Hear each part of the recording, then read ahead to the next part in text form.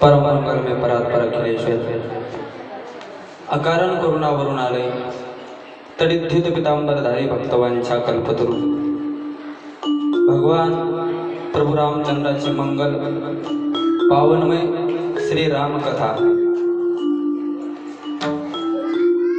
आपण गेली 4 दिवस झाले श्रवण करत आहोत आणि कालच्या प्रसंगामध्ये आपण कथा पाहिलेली भगवान श्रीरामचंद्राचा जन्म झालेला आहे। त्याचबरोबर त्यांचे 3 बंधू भरत, लक्ष्मण आणि शत्रुघ्न अशा एकूण महाराज दशरथांच्या घरी 4 पुत्रांचा जन्म झाला। तो जन्माचा उत्सव आनंद सोहळा आपण काल साजरा केलेला आहे। वास्तविक पाहिलं तर आपण लगेच 4 बंधूंचे जन्म त्या ठिकाणी सांगितला आहे, परंतु त्यांच्या जन्मामध्ये काही वेळेचा अंतर आहे। वास्तविक रामाचा जन्म हा चैत्र शुद्ध नवमीचा दिवस सोमवार आहे। भरताचा जन्म चैत्र शुद्ध दशमी दिवस मंगळवार। लक्ष्मणाचा जन्म चैत्र शुद्ध एकादशी वार बुधवार आणि शत्रुघ्नाचा चैत्र शुद्ध द्वादशी वार गुरुवार। अशा एका दिवसाच्या फरकाने 4 भावाचा जन्म झालेला आहे। नवमी तिथी मधुमास पुनीता शुक्ल पक्ष अभिजित हरिप्रीता मध्य दिवस अति शीतल माघा पावन काल लोक विश्रामा। अशा नवमी तिथीला भगवान रामचंद्राचा जन्म झालेला आहे आणि आज त्याच रामचंद्राच्या बाललीलांचं वर्णन आपल्याला आजच्या कथेमध्ये श्रवण करायचं आहे।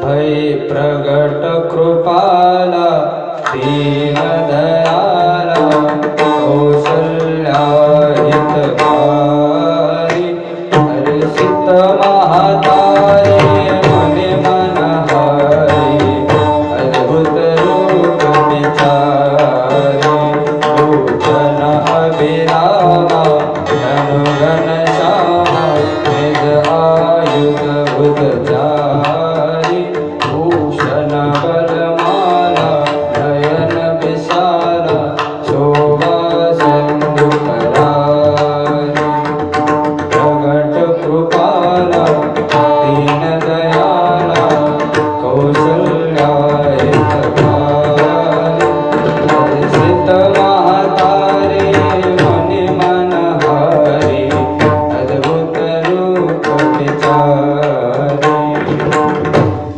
अशा भगवान परमात्म्याचं प्रागट्य काल झालेलं आहे। भगवान हळूहळू त्या ठिकाणी महाराज दशरथाच्या घरी वाढू लागलेले आहे आणि अनेक दिवसाच्या नंतर म्हणजे बराचसा काळ राजा दशरथाच्या जीवनातला उलटून गेला होता। आता वृद्धापकाळाला उतारत्या वयाला राजा दशरथ लागले होते आणि उतारत्या वयाला राजा दशरथाला 4 मुलं झाली। आता बघा, ज्यानं जिंदगीभर अपेक्षा केली मुलं बाळ व्हावं, मूलबाळ व्हावं, पण तारुण्यामध्ये ज्याला मूलबाळ झाला, म्हातारपणी ज्याला मूलबाळ झाला, त्याला आनंद थोडा असणार आहे का? त्याला अत्यंत आनंद झाला। कसा बघा, एखाद्याला लई परिश्रमांती जर एखादी वस्तू मिळाली, त्या मिळालेल्या वस्तूचा फार आनंद असते। एखादी वस्तू जर तुम्हाला सहज मिळाली तिचा तेवढा आनंद वाटत नाही, पण जास्त बेजार होऊन घाम गाळून जर वस्तू घेतली तर तिचा फार आनंद असते। तसं राजा दशरथाला उतारत्या वयाला मुलं झाल्यामुळं अतिशय आनंद झाला। राजानं तो आनंद अतिशय विशेष प्रकारानं त्या ठिकाणी साजरा केलेला आहे। कशा प्रकारानं? तर अयोध्येमध्ये राजा रामचंद्राच्या जन्माचा उत्सव मोठ्या उत्सवामध्ये साजरा केला। अयोध्या नगरी त्या ठिकाणी सजवायला सुरुवात केली। ध्वज पताका तोरण पुरछा कहीं नहीं जाए जे हिमत बनावा सुमन वृष्टि आकाश दे होई ब्रह्मानंद सबल होई ब्रह्मानंद गगन सब लोई वृंद गंध मिल चली गोसाई सहज सिंगार के उठिधाई कनक कलश मंगल भरितारा गावत बैठे भूख द्वारा गावत बैठे भूख द्वारा।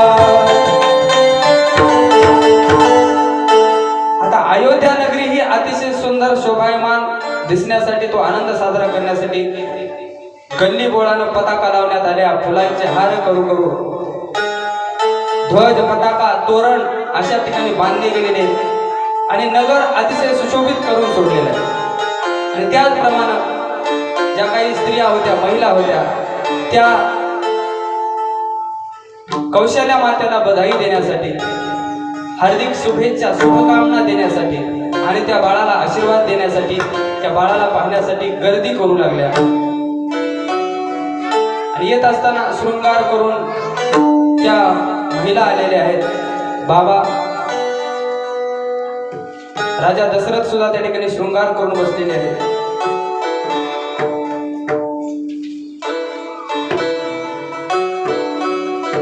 आणि अनेक दिवसाला जन्म मुलांचा आपल्या घरी झाल्यामुळे राजानं म्हणले दान धर्म करायला सुरुवात केली. सर्वदान देणं सब काहू, जेही पावा राखा नाही ताहू, मृगमद चंदन कुंकुम कीचा, मच्छ सकल विदयचे बीच बीचा. म्हणजे राजा दशरथानं असे अन्नाचे ढिगचे ढिग लावले, सर्व राशींचे ढिगचे ढिग लावले आणि तेवढे ढिगचे ढिग दान केले. कोणी एखादा ब्राह्मण आला, तुला काय पाहिजे, त्याने जेवढी इच्छा केली, जेवढ्या काही पदार्थ मागितले, ज्या काही वस्तू मागितल्या, त्या सर्व वस्तू राजा दशरथाने त्या ब्राह्मणाला कोणीही येऊ त्यांना सर्व प्रकारचे दार आपले उघडे केलेले. आणि रामाचा जन्म झाला, राम हळूहळू वाढू लागले.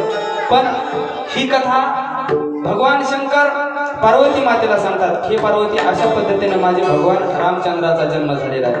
परंतु पार्वती, मी एक चोरी केली म्हणले. पार्वती म्हणले, महाराज तुम्ही चोरी केली, तुमच्याकडे काय कमी पडलं म्हणून तुम्ही काय चोरी केली. त्यावेळेला भगवान शंकर सांगतात, पार्वती मी चोरी केली, पण काय कोण्या वस्तूची चोरी केली नाही. कशाची चोरी केली तर मला माझ्या भगवान रामचंद्राचं बाल रूपाचं दर्शन घेण्याची इच्छा झाली. पण मी या स्वरूपात जावं महादेव स्वरूपामध्ये, तर त्या रामाचं मला दर्शन तर भेटणं दूरच, पण माझ्या दर्शनालाच बारी लागायची. मला याची भीती वाटली. म्हणून मी पार्वती चोरी केली दर्शनाची. कशी? मी आणि काकभूषुंडीनं मानव रूपी साधूचा वेश धारण केला आणि त्या रामाच्या दर्शनाला गेले. औरव एक कहूनित चोरी, सुनगिरी जाती दृढमती तोरी, का कवृषुंडी संग हम दो,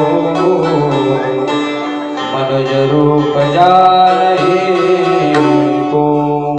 काकभूषुंडी आणि मी दोघांनी मानव रूप धारण केलं, जेणेकरून आम्ही कोणाला ओळखू येऊ नये. आणि त्या प्रभू रामचंद्राच्या दर्शनाकरता निघालो. पण निघालो असताना भरती गर्दी झाली होती. आम्ही अनोळखी माणसं दिसू लागलो. गेटवर वॉचमॅननं आम्हाला अडवलं. म्हणले, तुम्ही कुठले रे? आमच्या राज्याचे दिसत नाही, अपरिचित दिसता. आणि अपरिचित माणसाला या महालामध्ये प्रवेश बंदी आहे. महाराजांना बऱ्याच दिवसानंतर मुलबाळ झालेले, न जाणो कदाचित काय बरं वाईट झालं तर याची कोणी खबरदारी घ्यावी, म्हणून आम्हाला कडीचोट पाहणी करायला सांगितले आणि तुम्हाला प्रवेश बंद. आता ह्यांना फार वाईट वाटलं की आता प्रभू रामचंद्राचं आम्हाला दर्शन होईल का नाही, होईल का नाही याची काळजी वाटली. परंतु पार्वती, खरा जर मनामध्ये भाव असेल भगवंत दर्शनाचा, भगवान दर्शन देतात. आता तुम्हाला वाटत की आम्हाला आणखी देवाला दर्शन देत नाही, पण खऱ्या अर्थाने आपल्याला देवाच्या दर्शनाची इच्छाच नाही. आहे का कोणाला इच्छा? आपल्याला फक्त देवानं धन द्यावं, द्रव्य द्यावं, लेकरं बाळ द्यावे, नातू पंतू द्यावे, ह्याच अपेक्षा आहेत. घरदार द्यावं, गाडी बंगला द्यावं. कोण आतापर्यंत देवाच्या दारात नारळ फोडलं का? देवा मग तू भेटावं म्हणून मी तुला नारळ फोडले, असं कोणच केलं नाही जगात. म्हणून जर तुमच्या मनात खऱ्या अर्थानं जर भगवान प्राप्तीची इच्छा झाली की भगवान त्या क्षणाला निघतात म्हणा आपल्याकडे, परंतु इच्छा व्हायला पाहिजे. पण आपल्याला इच्छा होत नाही. आपल्याला इच्छा होते वस्तूची, पदार्थाची. म्हणून वस्तू पदार्थ आपल्याला भगवान देतो. देवाला नवस केला, भगवान मला हे मिळू द्या, मी तुम्हाला ते देईल. तर ते मिळाल्यावर तुम्ही ते देतात, तुमच्या इच्छा भगवंत पूर्ण करतात. पण आपल्या इच्छा दुसऱ्याच असतात, भगवत प्राप्तीच्या नसतात. आणि भगवंत भेटावा अशी अपेक्षा नसल्यामुळे आपल्याला भेटत नाहीत. पण भगवान म्हणतात, आमची खरी इच्छा होती, तळमळ होती, आणि आमची तळमळ त्या भगवंतानं ओळखली असावी. आणि आम्ही इकडं दर्शनाला भेटणं म्हणून फार खिन्न मनानं बसलो, पण आमच्या दर्शनाची इच्छा न जाणून भगवंतालाच लागली. आणि राजवाड्यामध्ये ते बाप रूपामध्ये असणारे ते भगवान रामचंद्र रडू लागलेले. आणि रडत असताना म्हणले, सर्वजण त्या बाळाला शांत करण्याचा प्रयत्न करू लागल्या, माय अंगाई गीत गाऊन झोपी घालू लागल्या. पण झोपत नाही. बरेचसे प्रकरणं त्या ठिकाणी करून बघितले, औषधी देऊन बघितल्या, काय बाळ झोपत नाही. काही केल्या बाळ झोपणं झालंय. राजाच्या कानावर बातमी गेली, राजाला सांगितलं बाळ झोपणं झालंय. नेमकं काय झालंय काय नाही, तर बाया काही महिला मंडळ शहाण्या असतात, वृद्ध महिला बरं काय, तरुण महिला ज्याला लेकर असतात त्याला काही कळत नाही, पण त्याच्या सासा म्हणा, आजच सासा म्हणा, कोणत्याच्या म्हाताऱ्या बाया सांगतात बाई त्याला असं असं झालं असेल किंवा दिष्ट लागली असेल, कोणाची दिष्ट काढ हे काढ. मग कोणतरी म्हातारी आली कौशल्याला, म्हणजे कौशल्य तुझ्या बाळाला दिष्ट लागली असेल, ती दिष्ट उतरावं लागते. म्हणजे दिष्ट उतरल्यावर काय होते, तर तुझं बाळ रडायचं थांबलं. आता दिष्ट काढणार कोण आहे, कोणीच नव्हतं. मग राजाला सांगितलं, राजानं गावामध्ये दौंडी पाठवली. कशा पद्धतीची दौंडी पाठवली की राजाच्या मुलाला काय दिष्ट लागलेली बाळ रडत आहे, आणि त्यामुळं जर कोणी दिष्ट काढणारा माणूस जर असेल, कोणी वैद्य असेल, तर त्यानं लवकरात लवकर राज दरबारात यावं, अशी तुम्ही दौंडी पाठवा म्हणून एका दौंडीवाल्याला राजानं सांगितलं. आणि तो दौंडीवाला सगळ्या नगरीमध्ये फिरू लागला. आता तो दौंडी देऊ लागला, राजाधिराज महाराज अयोध्या नरेश महाराज दशरथ यांच्या मुलाला नजर लागलेली आहे, आणि आपल्या नगरीमध्ये जर कोणी दिष्ट काढणार असेल तर त्याने राजवाड्याकडे यावं. हो, दौंडी देता आली का मला? दौंडीचे कार्यक्रम असले द्या सुमार आहे का? तर अशा प्रकारची दौंडी त्या दौंडी देणाऱ्या माणसानं पाठवली. आणि पार्वती म्हणले, तो जो दौंडी देणारा माणूस होता ते असा पूर्ण नगरानं फिरत असताना आम्ही सरयूच्या काठीला नदीच्या काठीला बसलो होतो, आणि ही दौंडीचा आवाज आमच्या कानावर आला. आणि मी काकभूषणला सांगितलं, महाराज बघा म्हणले, ही दौंडीचा आवाज ऐकला का, की राजा दशरथाच्या मुलाला काय लागलेले, दिष्ट लागलेले, कोणी दिष्ट काढणारा माणूस असेल तर चला म्हणले राजवाड्यामध्ये, चला म्हणले आपण जाऊया दिष्ट काढायला. मग तेच लोक त्या दौंडीवाल्याकडे गेले. काय रे म्हणले, कायची दौंडी? म्हणले राजाच्या मुलाला दिष्ट लागलेले, दिष्ट काढणार कोणी असेल तर त्याने राज दरबारात त्यांना बोलवले. ते म्हणजे आम्ही दोघं दिष्ट काढतो, म्हणजे आम्हाला येते दिष्ट काढायला. आणि मग पार्वती म्हणले, दिष्ट काढायचा उद्देशानं आम्ही त्या दौंडीवाल्यासोबत जाऊ लागलो, आणि ते दौंडीवाला आमच्या पुढं, आम्ही त्या दौंडीवाल्याच्या मागं, दौंडीवाला पुढं, आम्ही त्या दौंडीवाल्याच्या मागं. भलती गर्दी होती म्हणले तिथं नगरामध्ये, त्या राजवाड्यापुढे. पण पहिल्यांदा आम्हाला गर्दीत घुसावं लागलं, पण गर्दीत घुसत असताना वॉचमॅननं आम्हाला हकलून दिलं. पण त्याच वॉचमॅनला ह्या दौंडीवाल्यानं बाजूला हकलून, चला बाजूला आलेत, बाजूला व्हा, दिष्ट काढणारे बाबा आलेत, बाजूला व्हा, दिष्ट काढणारे बाबा आलेत, म्हणून आम्हाला तो दौंडीवाला वाट करून देत होता. आणि अशा पद्धतीने आम्ही कोणत्याही प्रतिबंधाविना त्या मेन राजमहालामध्ये जाऊन पोहोचलो. आणि त्यावेळेला कौशल्या माता ते आपल्या बाळाला घेऊन आली, आणि त्या कौशल्य मातेच्या मांडीवरती असलेले ते माझ्या बालरूप भगवंताचं दर्शन पाहिल्याबरोबर त्या रामाला पाहिलं, आणि मी डोळे मिटले, मला तर भाव समाधी लागली. अशा पद्धतीचं वर्णन त्या ठिकाणी भगवान शंकर पार्वती मातेला सांगतात. मी अशा पद्धतीने त्या भगवान शंकर त्या रामचंद्राचं दर्शन घेण्यासाठी चोरी केली पार्वती. आणि तिथे गेले असताना भगवान रामाला मी पाहिलं, आणि मला रामानं पाहिलं, आणि काही केल्या न रडता थांबणारे रामचंद्र मला पाहिल्याबरोबर काय झाले म्हणजे शांत झाले, खदखदा हसायला लागले. मग मात्र यशोदा माता, त्या यशोदा माता कृष्ण चरित्र सांगितल्यामुळे यशोदा माता बघायला आता होतोय फरक इकडे तिकडे. पण कौशल्या माता खुश झाल्या, म्हणले की काय बाबा द्रष्ट काढणारे बाबा चांगले आहेत, वो काय विद्वान आहेत, काय पंडित आहेत, म्हणले काय ज्ञान आहे यांच्याकडं, की बाबानं मंत्र म्हणायचं तर दूरच द्या, नुसतं डोळ्यानं पाहिल्या बरोबर म्हणले आमचा लेकरू रडण्याचं थांबलं. पण तरी सुद्धा म्हणले बाबानं, मी त्या यशोदा मातेला विनंती केली, यशोदा माताच्या कौशल्या मातेला विनंती केली, आणि त्या कौशल्या मातेनं ते बाळ माझ्या हातात दिलं, आणि बाळ हातात दिल्यावर त्या बाळानं माझ्या जवळ आल्याबरोबर हसायला सुरुवात केली. आणि अशा पद्धतीनं मी रामचंद्राचं दर्शन घेतलं, काकभूषणीनं सुद्धा दर्शन घेतलं. आणि आम्ही तिथून आता किती वेळ तिथे थांबावं, आता आम्हाला नाईलाजानं त्या प्रभू रामचंद्राला जड अंतकरणानं कौशल्या मातेकडे द्यावं लागलं, आणि त्या कौशल्या मातेकडे रामचंद्राला देऊन आम्ही परत निघालो. आता मी होतो संसारिक माणूस म्हणून आलो इकडं, पण काकभूषणी म्हणले बाबा होते मागणं पुढं फुफुटावडं कोण वाट बघणार, म्हणून ते म्हणले शंकराला म्हणजे शंकरजी तुम्ही जा आता तुमच्या घरी, तुमचे बालबच्चे वाट बघत असते, आमचं कोण वाट बघणार आहे? मग शंकराने विचारलं तुम्ही काय करता इथं? मी इथंच वाट बघत म्हणले ज्या वेळेला भगवान चंद्र, आता तुम्हाला तर माहिती आहे रामचंद्र बाहेर खेळायला येतील त्या निमित्तानं मला दर्शन होईल, किंवा ज्या वेळेला वनवासाला जाणार आहेत त्या वेळेला त्यांचं मला दर्शन होईल, आणि दर्शन घेऊन मग पुन्हा मी माझ्या निवासस्थानी जाईल. म्हणून भगवान शंकर म्हणतात मी कैलास पर्वतावर आलो आणि तिथंच त्या ठिकाणी काकभूषुंडी बसलेले आहेत. अशा पद्धतीनं और ही एक चोरी और एक कहो निज चोरी सुन गिरजा अति दृढमती तोरी, अशा पद्धतीने रामाच्या दर्शनाची मी चोरी केली. आता भगवान हळूहळू वाढू लागलेले, वाढू लागलं की सगळे जे काही बाल विधी आहेत, माणसाचे संस्कार आहेत, ते सगळे संस्कार करावं लागतात. तर आता नामकरण संस्कार आहे.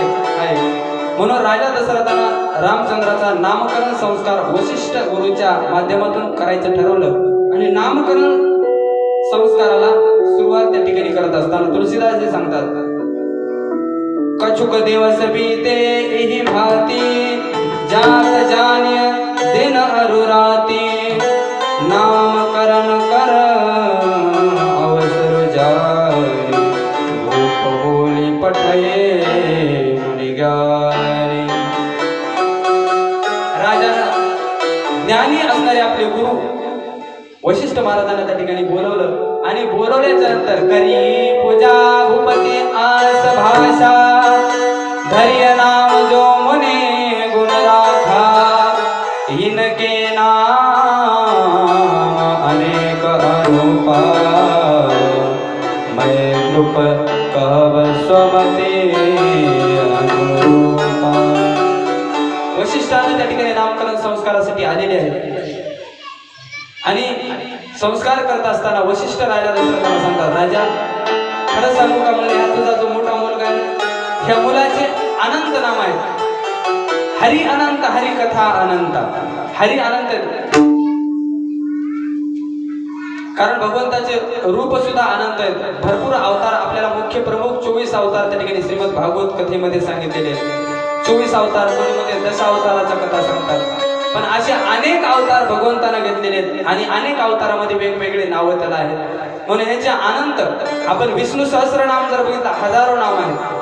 ओम विश्वम विष्णुरूप षट्कारो भूत भव्य भवत्प्रभो भूतकृत भूतभृद्भावो भूतात्मा भूतभावना भूतात्मा परमात्मा च मुक्तानां परमागति अव्यय पुरुष साक्षी क्षत्रज्ञोक्षर एव च योगो योगविदां नेता प्रधान पुरुषेश्वर. असे 1000 नाव आहेत भगवंताचे. विष्णू सहस्रनामच त्याला म्हणतात की 1000 नाव आहेत. असे अनंत नाव आहेत, म्हणजे 1000 तरी मर्यादित केले. अनंत म्हणजे न अंत यस्य सह अनंत, ज्याला अंतच नाही त्याला अनंत म्हणतात. ह्याच्या नावाला काही मर्यादा नाही, म्हणजे अनेक नाव आहेत. माझ्या मतीप्रमाणे, माझ्या बुद्धीला जे सुचतात ते नाव मी या ठिकाणी तुझ्या मुलाचं ठेवतो.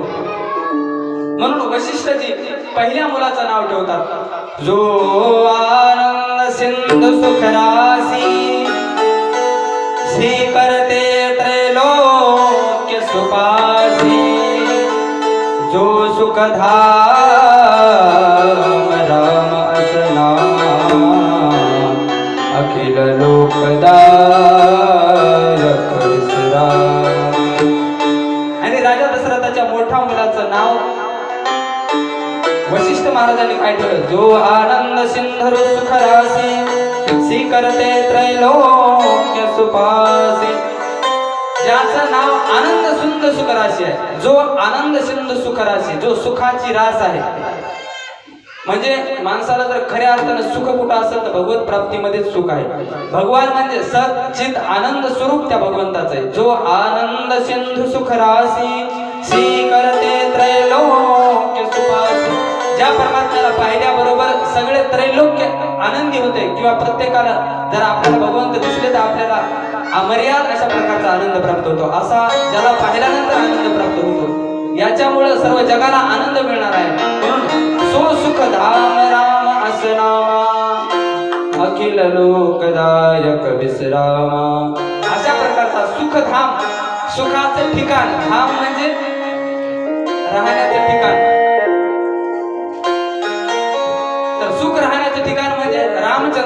आणि असा राम सुख राहण्याचं ठिकाण असल्यामुळे त्याचं नाव राम असं वैशिष्ट्याने ठेवलेलं आहे. आता दुसरा मुलगा विश्वभरण पोषण पर जोई जाकर नाम भरत अस होई जाके सुमिरन तेर पुनाता नाम शत्रुघ्न वेद प्रकाश. आता दुसरा मुलगा आहे भरत. विश्वभरण पोषण करी विश्वाचं भरण पोषण करणारा असल्यामुळे त्याचं नाव भरत ठेवलेलं आहे. जाके सुमिरत तेरी पुनाशा ज्याचं स्मरण केल्याबरोबर आपले शत्रू नष्ट होतात. तुमचे जर शत्रू असतील तर तुमचे शत्रू नष्ट व्हावा असं जर वाटत असेल तर शत्रुघ्नाचं नाव घेतलं की काय होतात आपले शत्रू नष्ट होतात. इथं तुलसीदास सांगतात जाके सुमिरन तेरी पुनाशा नाम शत्रुघ्न वेद प्रकाशा. तिसऱ्या मुलाचं नाव शत्रुघ्न ठेवलं. आणि चौथा मुलगा आहे लक्ष्मण धाम राम प्रिय सकल जात आधार गुरु वशिष्ठ तेरा लक्ष्मण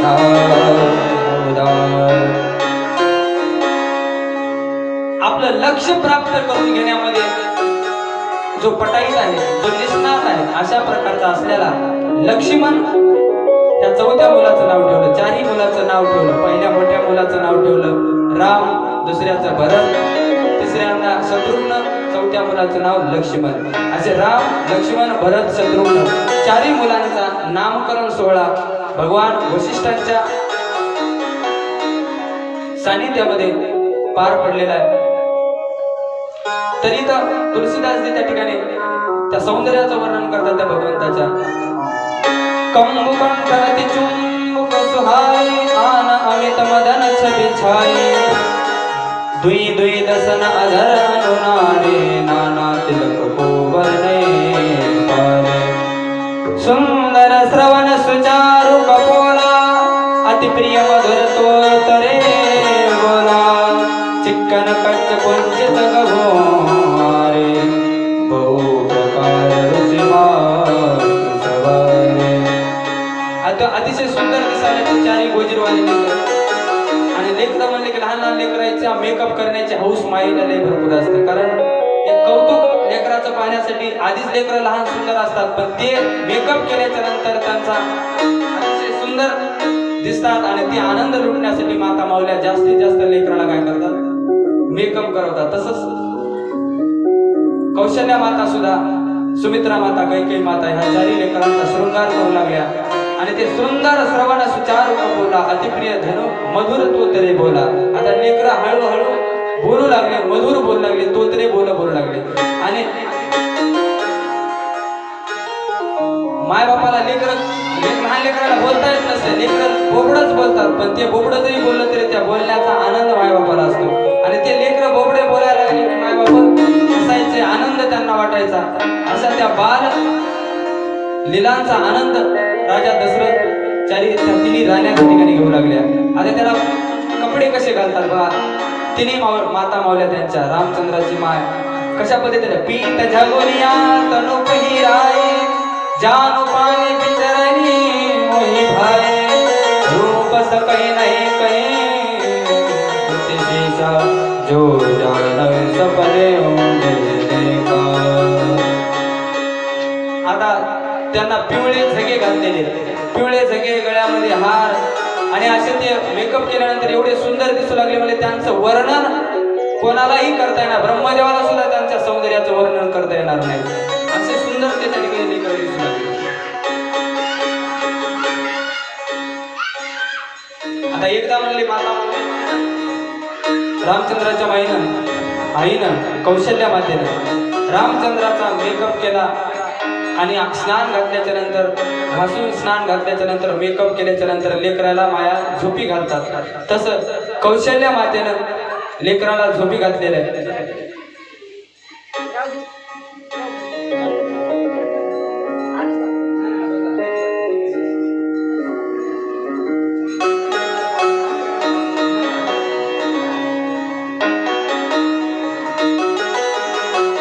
रामाला मेकअप केला, पाळण्यामध्ये टाकलं, झोपी घातलं. आणि स्नान वगैरे करून कौशल्या माता म्हणजे देवाला नैवेद्य दाखवण्यासाठी नैवेद्य ताटात वाढला आणि ताटात वाढला आणि देवापुढे दाखवला आणि काहीतरी राहिलं म्हणून इकडे घरामध्ये आणण्यासाठी गेली. पुन्हा येऊन पाहते तर त्या देवाच्या ताटातला नैवेद्य खात असताना रामाला पाहिलं. आता कौशल्या माता वाटलं आपण लहान लेकरू आहे, त्याला झोपी घातले पाळण्यामध्ये झोपी घातलं आणि हे इकडे देवासमोर देवपाठातला नैवेद्य कसा खात आहे. तिकडे पाळण्यात बघते तर पाळण्यात सुद्धा राम दिसतात आणि देवाच्या मंदिरासमोर सुद्धा राम दिसतात. असं दोन ठिकाणी एकाच वेळेला भगवंतानं आपल्या मातेला आपलं रूप दाखवलं. तर अशी हळूहळू एक एक लीला भगवान करू लागलेले आणि लीला दाखवत असताना रामचंद्र आता हळूहळू रांगू लागले. रांगत आता चलू लागले. लहान लेकर कसं चलतात. ठुमक चलत राम बाजत पैंजनिया ठुमक चलत राम बाजत पैंजनिया. असे ठुमक ठुमक ठुमक चलत रामचंद्र असे ठुमक ठुमक करत त्या ठिकाणी रामचंद्र चलू लागले. आणि इहा ओहा दुई बालक देखा मति भ्रम मोर की आन विशेषा देखी राम जननी अकुलाने दिन मधुर मुस्काने. आणि चलत चलत माईनं बघितलं की लेकराची माईची नजर झाली की लेकर हसतात. तशा पद्धतीने राम हसू लागलेले आहेत. अशा रामचंद्र हळूहळू बाललीला करू लागलेले आहेत. आता बा ठुमुक ठुमुक चालण्याचं वय गेलं. आता पळू लागले. आता घरातल्या घरात चालण्याचं सोडून आता हळूहळू बाहेर जाऊ लागले. बाहेर गेले की लेकरायला मित्र होतात आणि मित्रांच्या संगतीमध्ये लेकरं लागले की त्या लेकराला भाकरी खायचं सुद्धा ध्यान राहत नाही. मग तसेच रामचंद्र सुद्धा मित्रांसोबत खेळायला गेले की त्यांना घरी याचं ध्यान राहायचं नाही, भाकरी खायचं ध्यान राहायचं नाही, भूक लागलेली कळायचं नाही. म्हणून आता काय म्हणतात की लहान लेकराला लागलेली भूक लेकराला कळत नाही पण लेकराच्या माईलाच कळते. तर लहान लेकराला सांगता येत नाही, बोलता येत नाही. म्हणून ते एक स्वभावच आहे की लेकराला भूक लागली की माईला भूक लागते म्हणतात. मग ती माय त्याला स्तनपान करवत असते. तसं मायबापालाच त्या लेकराची भूक लागते. आता लेकरं तर लहान लहान खेळायला गेलेले राहतात पण खेळायला गेलेल्या लेकराला राजा दशरथ हाका मारायचे. रामा जेवण्यासाठी आहे पण राम येत नाहीत म्हणतात. राम येत नव्हते पण ज्या वेळेला कौशल्या मातेने रामाला हाक मागवले, राघव जेवण्यासाठी ये म्हणले की भगवान म्हणले पळतच घरी यायचे. का अरे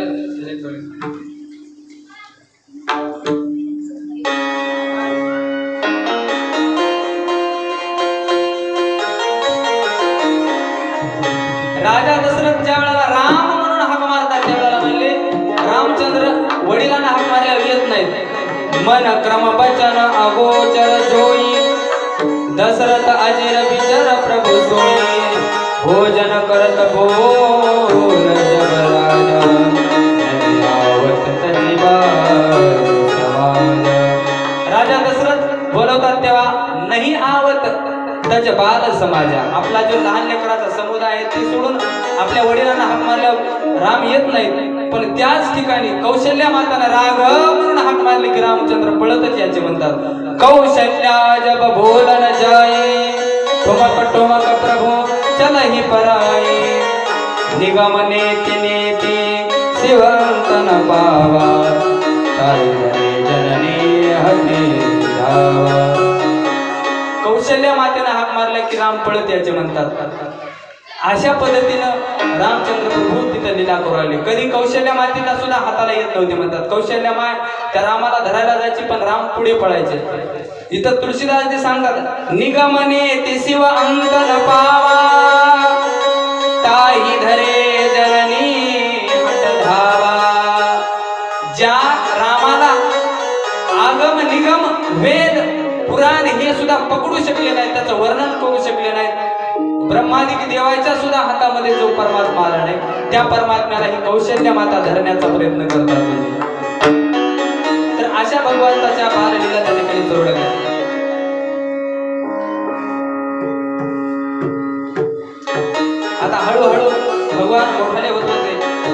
आता मोठे झाल्याच्या नंतर लेकरायचं खेळणं हे 4-5 वर्षापर्यंत मर्यादित आहे, इकडं तिकडं फिरणं. पण लेकरं मोठे झाले की लेकराला शाळेत टाकणं हे अत्यंत गरजेचं आहे, कारण लेकराला शिक्षा देणं हे सर्वात मोठं कर्तव्य करणं आहे. लेकरासाठी संपत्ती करून ठेवता आली नाही आली तरी काय हरकत नाही, पण लेकराला शिक्षण शिकवणं हे गरजेचं आहे. वरीच चला तुम्हाला काय म्हणायचं?